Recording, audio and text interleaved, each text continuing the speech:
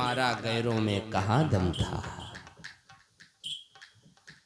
मुझे तो अपनों ने मारा, शिववीर भैया ध्यान देना, हाँ, मुझे तो अपनों ने मारा, गैरों में कहाँ दम था। मेरी कश्ती वहां डूबी जहां पानी कम नहीं, बहुत कम था।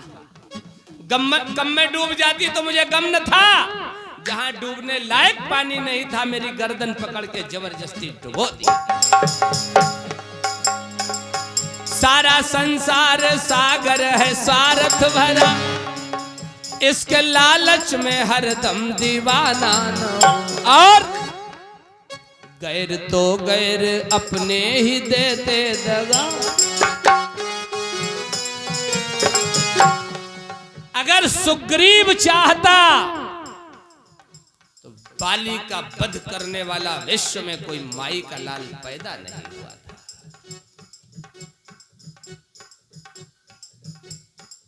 अगर दुर्योधन चाहता तो कौरवों का संहार करने वाला कोई नहीं था।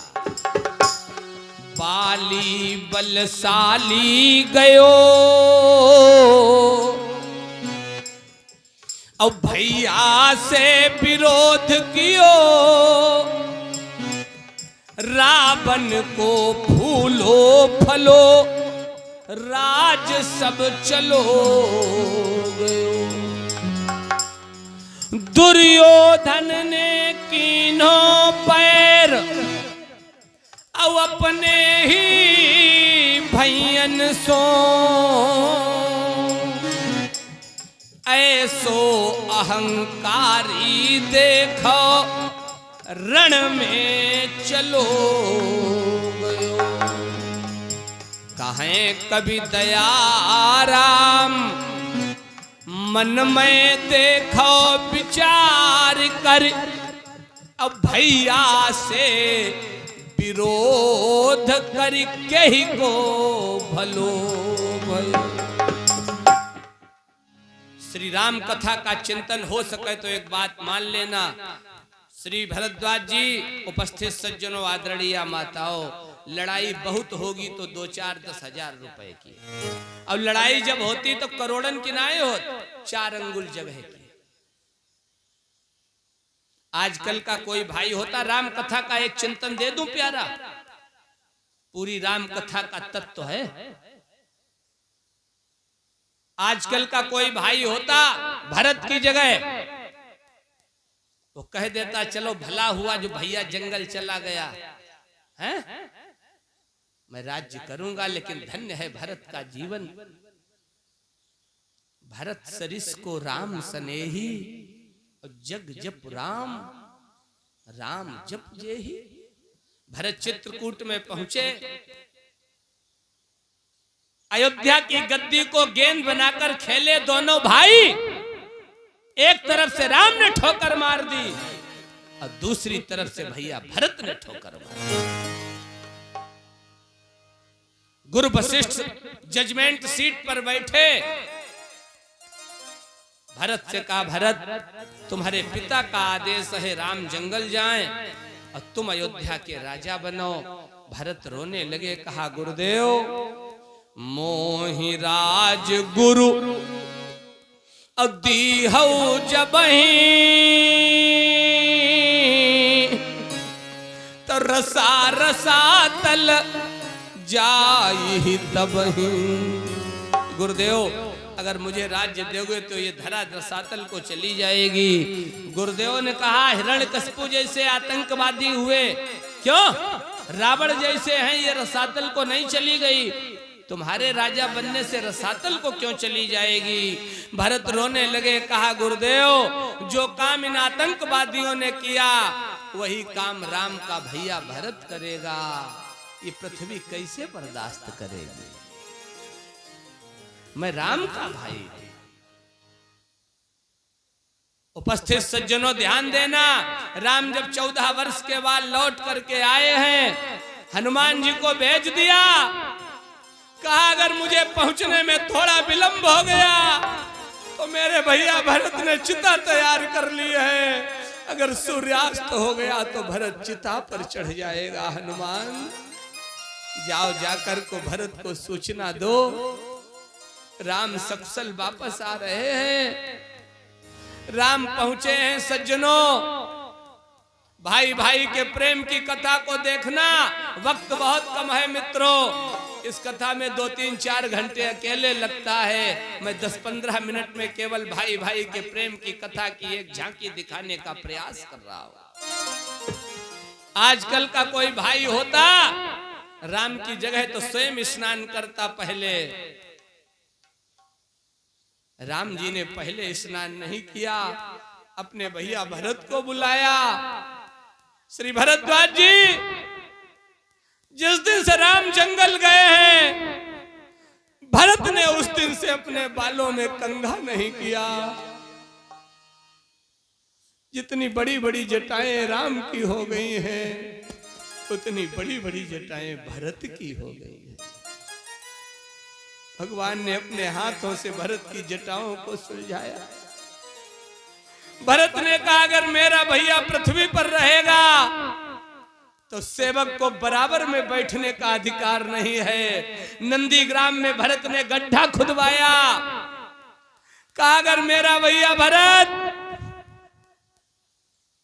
घास फूस के बिस्तर पर शयन करेगा तो सेवक को कांटों पर सोना चाहिए। भरत ने नंदीग्राम में कांटे डलवाए गड्ढे में, और भरत जी उस पर शयन करते। जिस समय मित्रों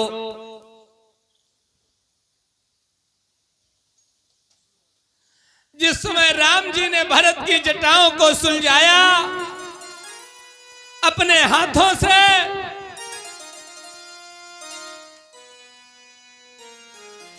पास में खड़े थे सुग्रीव और विभीषण।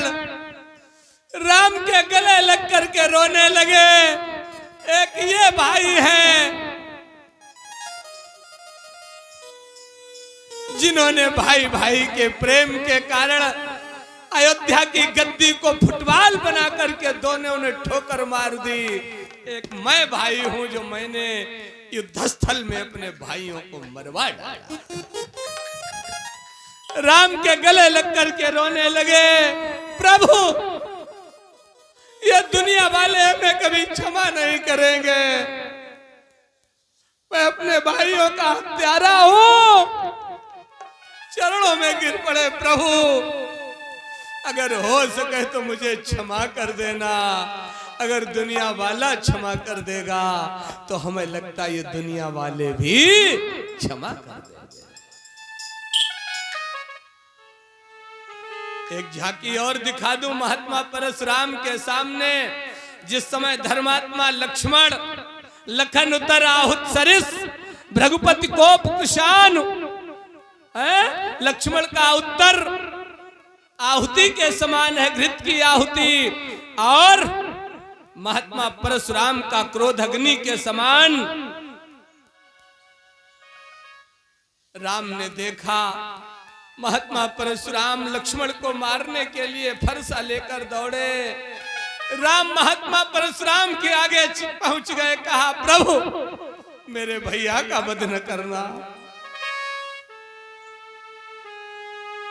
अपराधी मैं दास, अपराधी मैं नाथ तुम्हारा।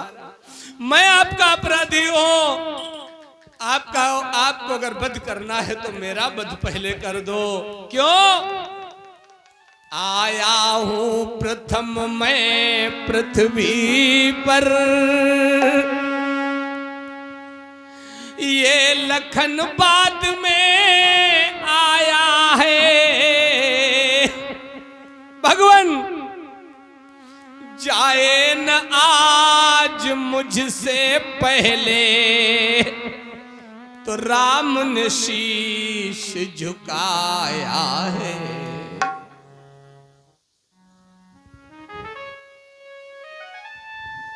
लक्ष्मण ने कहा, नहीं प्रभु मेरे भैया का वध न करना।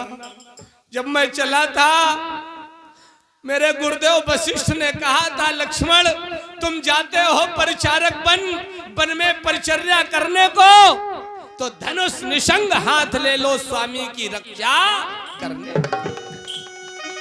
अगर सेवक के सामने स्वामी का वध हो जाएगा तो उसकी सेवकाई पर आँच आएगी। कैसे सिपाही थे, राजा मारा गया, तुम जिंदा बने रहे।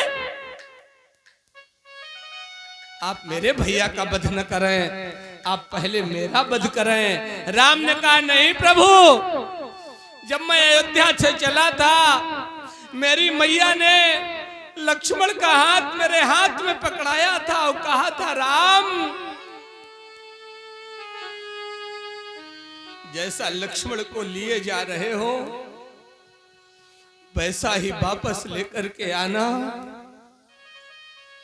अगर आपने लक्ष्मण का वध कर दिया मैं बिना लक्ष्मण के जाऊंगा, मेरी मैया कहेगी लक्ष्मण कहाँ है, मैं कौन सा मुंह लेकर के अपनी मैया को उत्तर दूंगा। प्रभु इसलिए आप मेरा वध पहले कर दो। राम कह रहे पहले मेरा वध कर दो, लक्ष्मण कह रहे पहले मेरा वध कर दो। आज भाई भाई के प्रेम को देखा, महात्मा परशुराम के परश की धार कुंठित हो गई, फरसा हाथ से छूट गया। कहा राम मैंने अपनी मैया का वध कर डाला, मैंने अपने भाइयों की गर्दन अलग कर दी, लेकिन एक भी आंसू नहीं गिराया।